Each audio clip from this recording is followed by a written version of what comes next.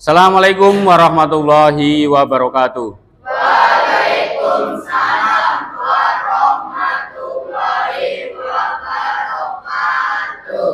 Gimana kabarnya anak-anakku? Baik. Sudah sarapan? Ya. Oke, terima kasih.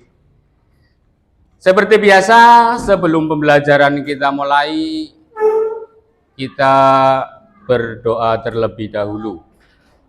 Meminta kepada Allah Subhanahu wa Ta'ala agar pembelajaran di pagi hari ini dilancarkan, dimudahkan, serta mendapat ilmu yang bermanfaat. Silakan ketua kelas untuk menyiapkan terlebih dahulu. Untuk siap, berdoa, mulai.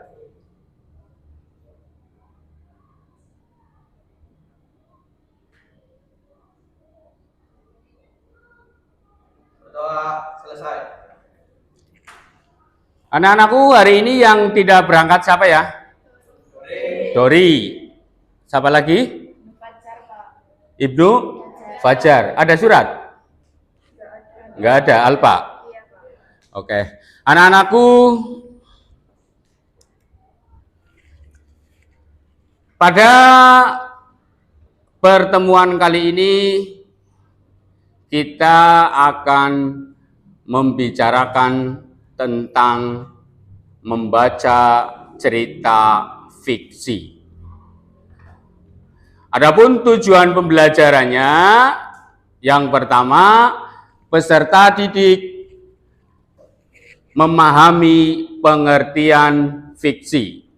Itu tujuan pembelajaran yang pertama. Kemudian tujuan pembelajaran yang kedua, peserta didik setelah melihat tayangan video dan membaca teks cerita fiksi dapat meningkatkan minat baca. Jadi setelah kalian melihat tayangan video nanti dan membaca teks cerita fiksi, membaca kamu itu meningkat.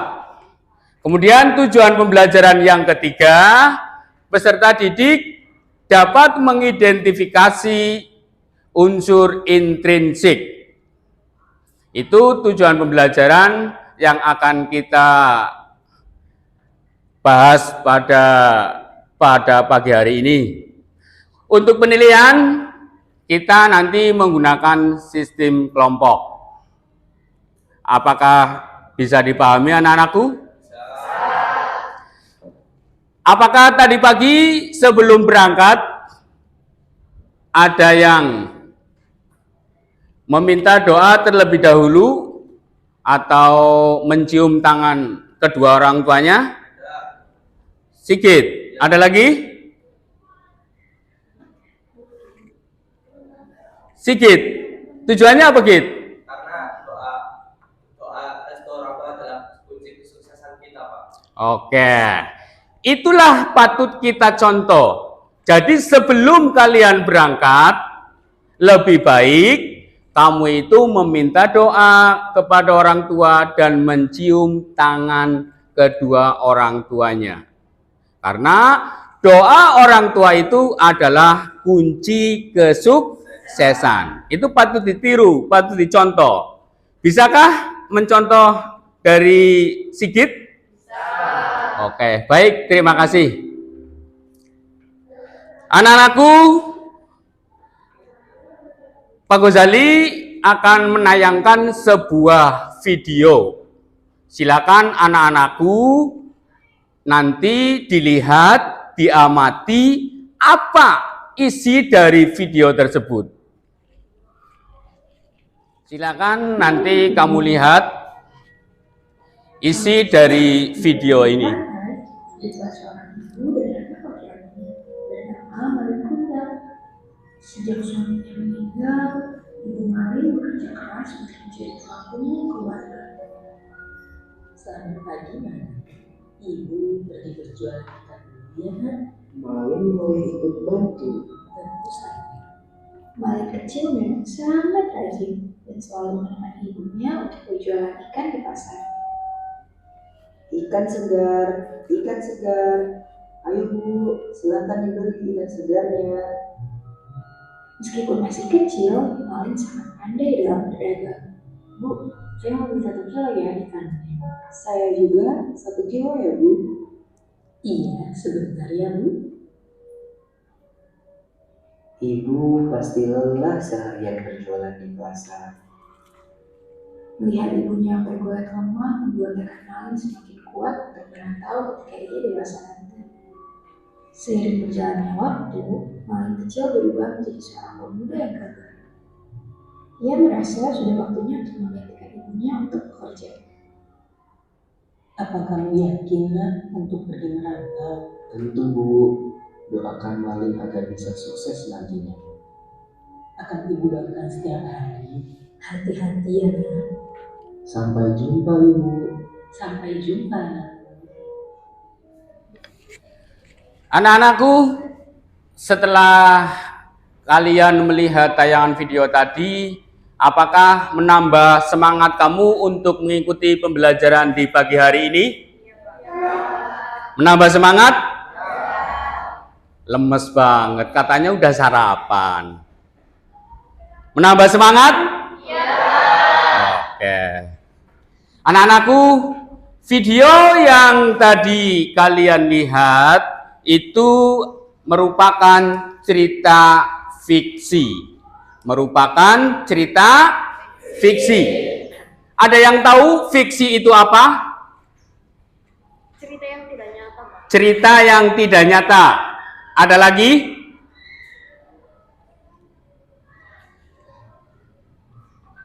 Menurut Kamus Besar Bahasa Indonesia, fiksi merupakan cerita rekaan atau tidak berdasarkan kenyataan atau berdasarkan khayalan atau pikiran.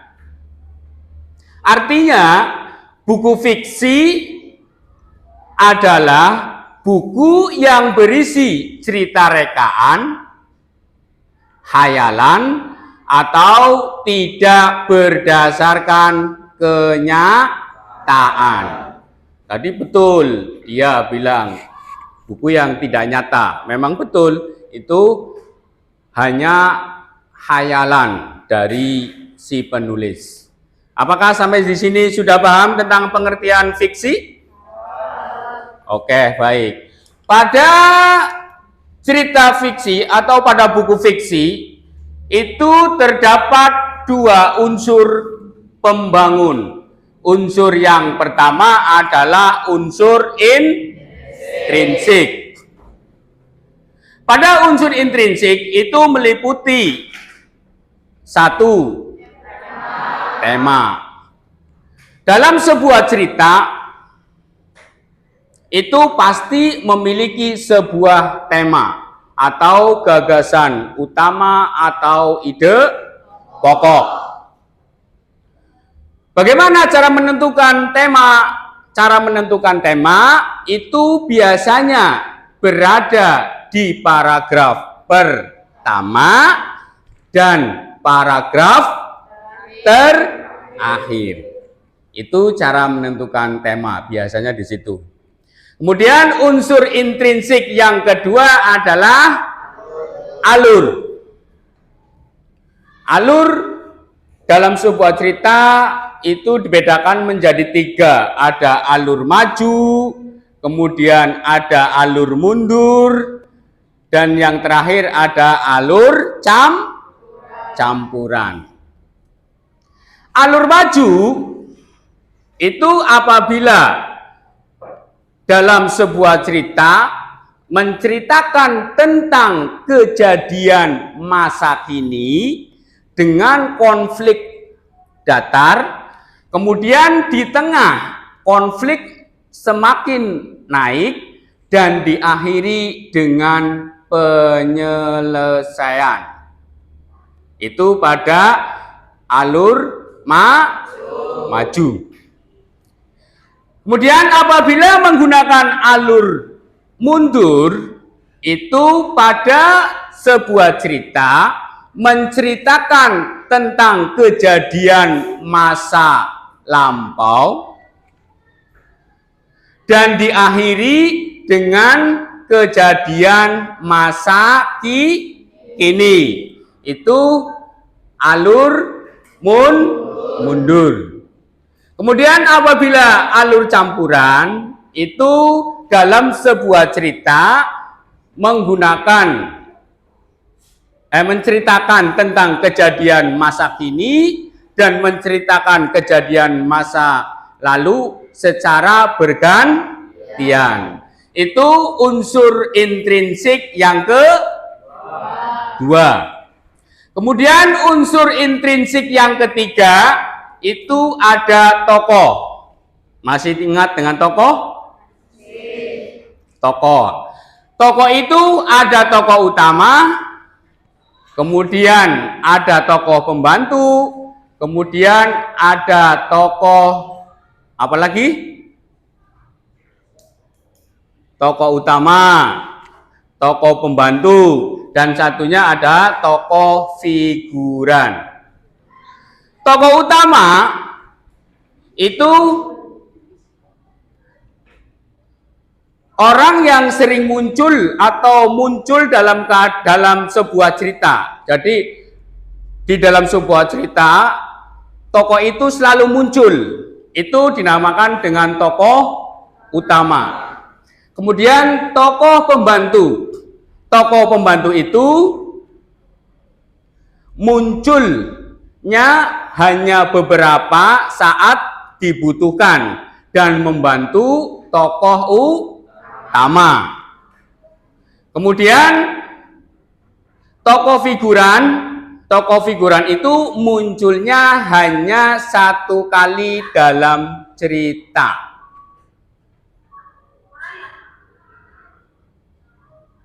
Ya, paham? Itu unsur intrinsik yang keberapa? 3. Yang keempat ada latar. Latar itu menceritakan tentang suasana, kemudian tempat, kemudian waktu. Jadi latar itu mengisahkan tentang suasana, tempat, waktu. Suasananya bagaimana? Waktu kejadiannya kapan? Tempatnya di mana? Itu pada unsur intrinsik yang keempat, latar. Kemudian yang kelima ada sudut pandang. Sudut pandang itu bisa menggunakan sudut pandang orang pertama, bisa menggunakan sudut pandang orang kedua, bisa menggunakan sudut pandang orang ketiga. Apabila menggunakan sudut pandang pertama, itu dalam cerita mengisahkan tentang saya. Jadi kalau dalam cerita itu mengisahkan tentang saya, berarti menggunakan sudut pandang orang pertama. Kemudian apabila dalam cerita mengisahkan tentang dia berarti menggunakan sudut pandang orang kedua. Dan apabila dalam cerita mengisahkan tentang kehidupan orang lain, itu menggunakan sudut pandang orang ketiga. Itu unsur intrinsik yang ke-5. Dan yang ke-6 ada amanat. Apa sih pesannya setelah kamu membaca cerita fiksi itu? Pesannya apa untuk kamu? Ya, jadi pesannya apa untuk kamu?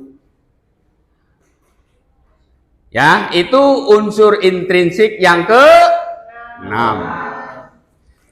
Kemudian unsur intrinsik yang kedua, unsur ekstrinsik. Pada unsur ekstrinsik ini ada latar belakang masyarakat, Kemudian ada latar belakang penulis. Dan yang ketiga ada nilai-nilai yang terkandung. Apakah sampai di sini anak-anakku sudah paham? Sudah paham tentang pengertian fiksi dan unsur-unsurnya? Sudah paham? Lemes banget sih. Masih semangat? Kalau saya bilang masih semangat, jawabnya luar biasa. Allahu Akbar. Yes, mantap. Bisa diikuti? Masih semangat? Luar biasa.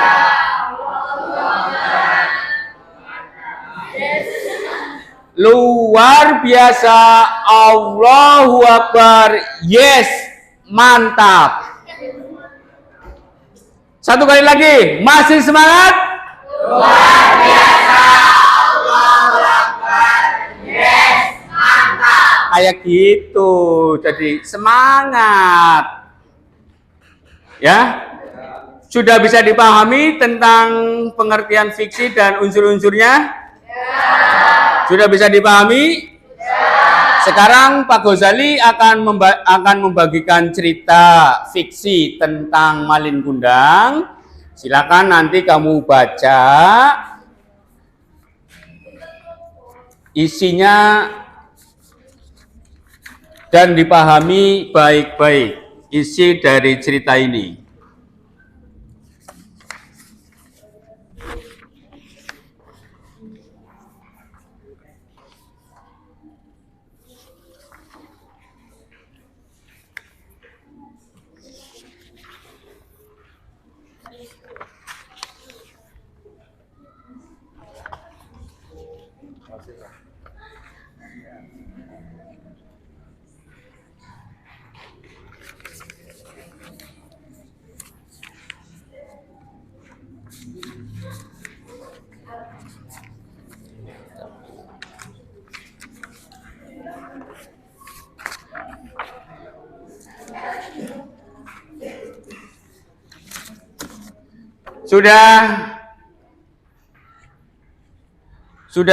Sudah kebagian semua? Ya. Silakan si Sigit baca dulu paragraf pertama. Alkisah, hiduplah seorang perempuan miskin di sebuah kampung nelayan di pantai air manis. Perempuan miskin setengah baya tersebut mempunyai seorang anak lelaki tunggal bernama Malin Kundang. Malin Kundang sejak kecil telah ditinggal mati oleh bapaknya. Jadilah Malin Kundang anak yatim yang sehari-hari dirawat dan dibesarkan oleh ibunya dengan mencari kayu, api, atau menangkap ikan di tepi pantai.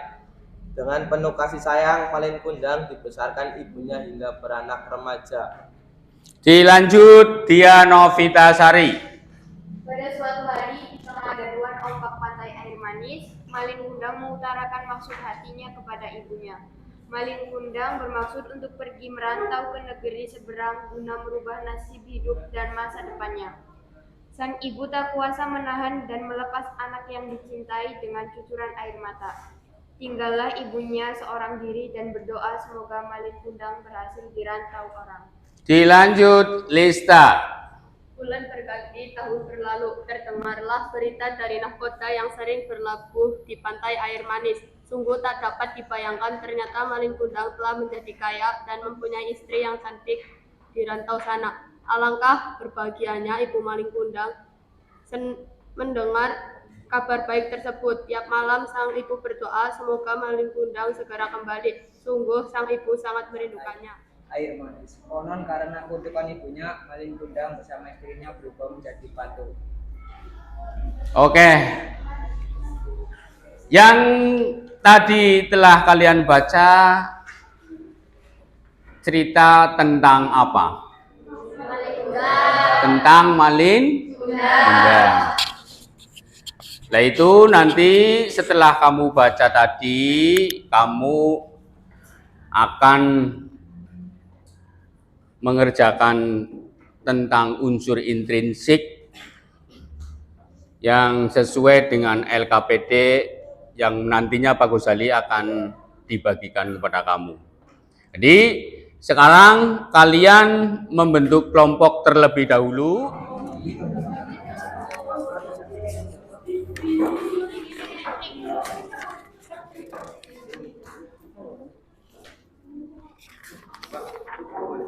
Berapa? Nggak apa-apa, Mas.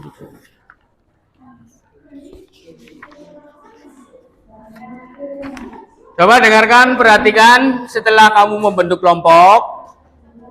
Nanti diskusikan bersama kelompoknya bahwa kalian itu akan mengerjakan unsur intrinsik yang ada pada cerita Malin Kundang. Ini pertanyaannya, ya. Ada 5 pertanyaan. Kemudian nanti kamu jawab disertai dengan teks bacaannya. Ya, misalkan temanya apa? Temanya ini, Pak. Bukti teksnya mana? Itu harus dibuktikan dengan teks bacaannya. Udah paham? Paham? Oke, silakan diskusikan dengan teman kamu.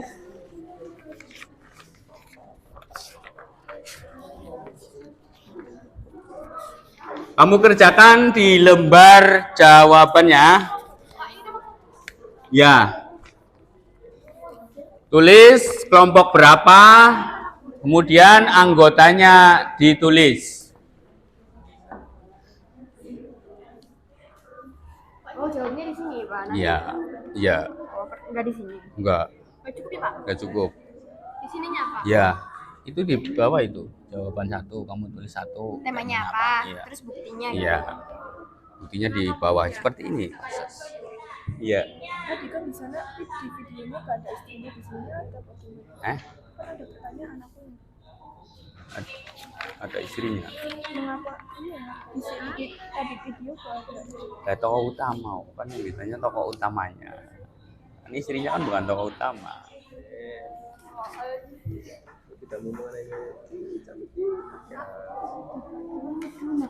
Nggak usah. Isinya di ini semua.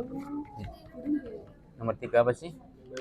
Kalian alur yang digunakan pada Ada alur apa? Bener. Alurnya alur apa? Ya. Oke. Sekarang saya panggil kelompok 1 untuk mempresentasikan hasil diskusi.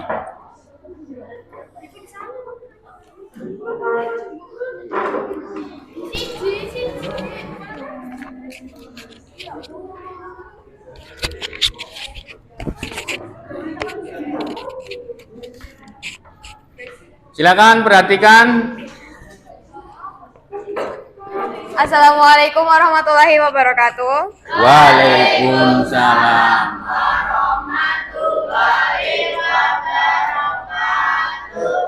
Di sini saya mewakili kelompok 1 akan mempresentasikan hasil diskusi kami. Yang pertama, temanya dari cerita tadi adalah kedurhakaan terhadap orang tuanya. Buktinya terletak pada paragraf yang keempat, yang bunyinya akan tetapi ternyata Malin Kundang telah berubah dan sombong. Ia tidak mau mengakui wanita yang datang dengan baju yang compang-camping itu sebagai ibunya. Saya tidak punya ibu yang hina dan miskin seperti kamu. Dasar tua bangka yang tak tahu diri. Begitu kata Malin Kundang kepada wanita yang memang adalah ibu kandungnya. Hati sang ibu tersayat bak sembilu bagai petir di siang hari. Tak disangka anak yang disayangi dan dirindukan sepanjang hari melukai hatinya dan durhaka kepadanya. Yang kedua, tokoh dari cerita tadi ada Malin Kundang dan Ibu Malin Kundang. Yang ketiga, alur dari cerita Malin Kundang adalah alur maju.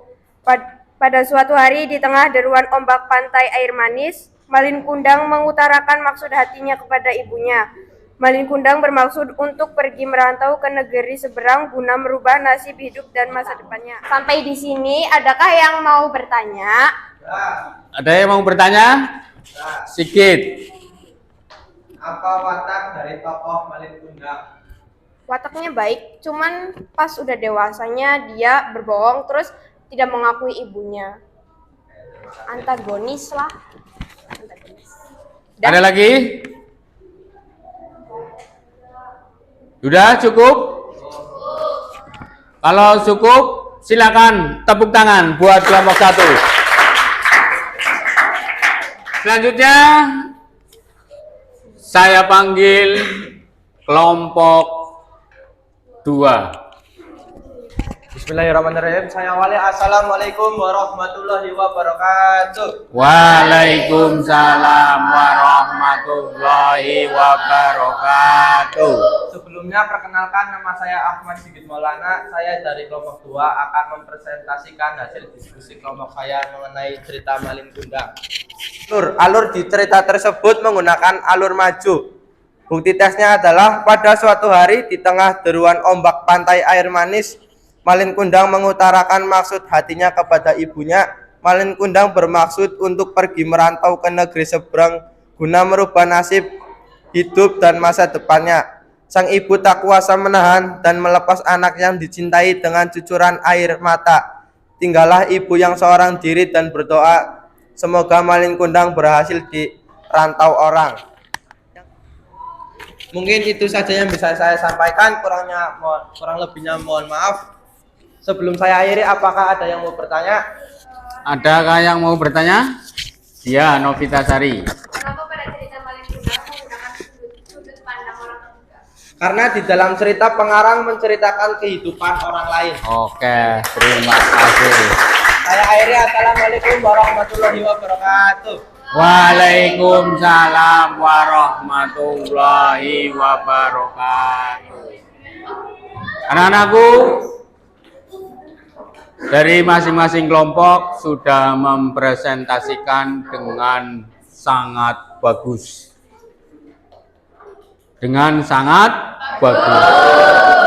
Sekarang biar kalian lebih fresh lagi, sekarang berdiri.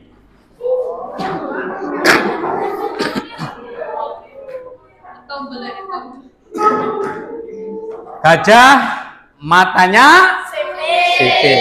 Oke, 1, 2, 3. King Kong badannya besar, tapi kakinya pendek. Lebih lucu angsa lemnya, panjang kakinya pendek. Gajah badannya besar, tapi matanya sipit. Lebih lucu sikut kemana-mana, bawa rumahnya.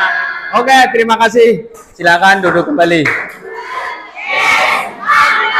Anak-anakku, itulah pembelajaran kali ini tentang membaca cerita fiksi. Jadi di dalam cerita fiksi itu terdapat 2 unsur. Unsur yang pertama adalah unsur intrinsik, kemudian unsur yang kedua adalah unsur ekstrinsik. Unsur intrinsik meliputi tadi tema, kemudian alur, kemudian tokoh, latar, sudut pandang, amanat. Unsur ekstrinsik meliputi latar belakang masyarakat, latar belakang penulis, dan nilai yang terkandung. Itulah pembelajaran di pagi hari ini.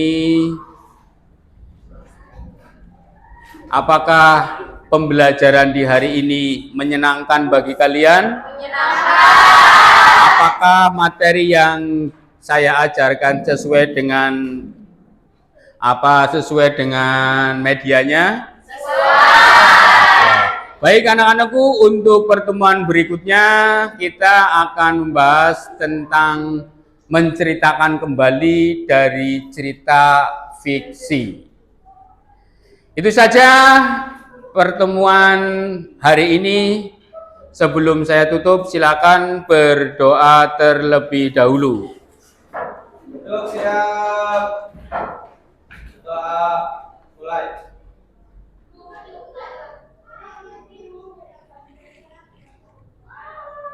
Doa selesai. Saya akhiri, Assalamualaikum warahmatullahi wabarakatuh.